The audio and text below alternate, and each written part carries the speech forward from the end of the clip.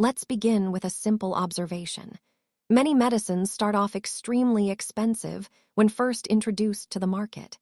Years later, the same medicine becomes available at a fraction of the price. What changes? The answer lies in reverse engineering. Reverse engineering in pharmaceuticals is not about copying blindly. It is a structured, scientific process that allows companies to develop safe, effective, and affordable generic drugs once patents expire. Today, we'll walk through how this process works, scientifically, technically, and strategically, and why it plays such a critical role in global healthcare. Reverse engineering in pharma is best described as scientific replication. It involves methodically analyzing a marketed drug to understand its physical, chemical, and biological properties without infringing on intellectual property. Generic companies do not steal formulas. They wait for patent expiration. They rely on publicly available data. They conduct independent research, and they prove therapeutic equivalence through rigorous testing. This process forms the foundation of the generic pathway, a legal, science-driven route that ensures patients receive the same therapeutic benefit at a lower cost. The first step in reverse engineering begins with the active pharmaceutical ingredient, the API. Even if the chemical structure is known, many critical characteristics must still be studied. Scientists use HPLC and LCMS to confirm purity and structure.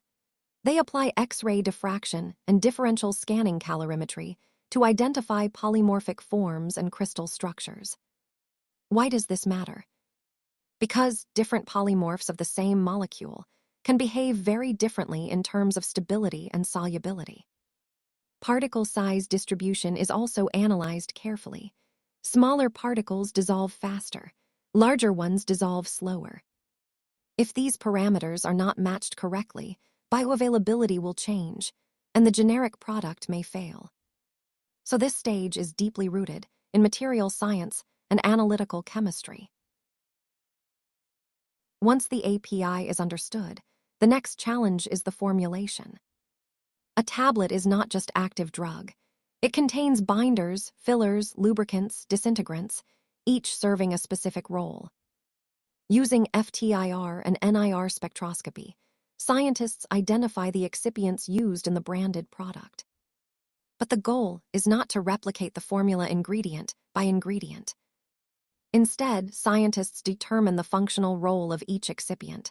Is it improving compressibility, enhancing stability, controlling release? Then they design an equivalent formulation that behaves identically in the body, even if minor components differ. This is formulation science at its finest, balancing chemistry, physics, and pharmacokinetics. Matching release kinetics is absolutely critical, especially for modified release products. Immediate release tablets are relatively straightforward, but controlled release systems require deeper analysis. Scientists study dissolution profiles across various pH conditions to simulate the gastrointestinal tract. They analyze matrix systems, coating integrity, and polymer behavior. Predictive modeling is often used to ensure that once scaled up for manufacturing, the release pattern remains consistent. If release kinetics differ even slightly, safety and efficacy can be compromised. So this step ensures the generic product performs identically over time inside the human body. After laboratory development comes the real test, bioequivalence. 3 key pharmacokinetic parameters are measured. Cmax, the peak drug concentration in blood. AUC, the total drug exposure over time. Tmax, the time it takes to reach peak concentration. Regulatory agencies require that the 90% confidence interval for these parameters falls within the 80 to 125% range compared to the branded product. In this example, values like 98% for Cmax and 102% for AUC clearly fall within that acceptable window, meaning the product passes. If a generic fails bioequivalence, it cannot be approved. This step ensures therapeutic equivalence, not just chemical similarity. Generic drug development is not just about science, it's also about regulatory strategy. Companies file an abbreviated new drug application, or ANDA. The focus is proving bioequivalence rather than repeating full clinical trials. Timing is crucial. Companies carefully monitor patent expiry to plan market entry and maximize impact. In some cases, they may file a paragraph IV certification, challenging a patent to gain earlier access to the market. The ultimate goal is regulatory approval from agencies like the FDA or EMA. So reverse engineering operates at the intersection of science, law, and business strategy. Not all generics are simple tablets. Complex generics, such as inhalers and liposomal formulations, require expertise in device engineering and nanoparticle science. Scale-up presents another challenge. A formulation that works perfectly in the lab may behave differently during mass production. Stability and reproducibility must be maintained. Biologics introduce even greater complexity. Because they are large, complex molecules produced in living systems, traditional reverse engineering is not feasible. This is why biosimilars require entirely different development pathways. Reverse engineering becomes increasingly sophisticated as product complexity increases. So why does all this effort matter? Because reverse engineering drives affordability. Generic drugs can reduce costs by 30 to 80%.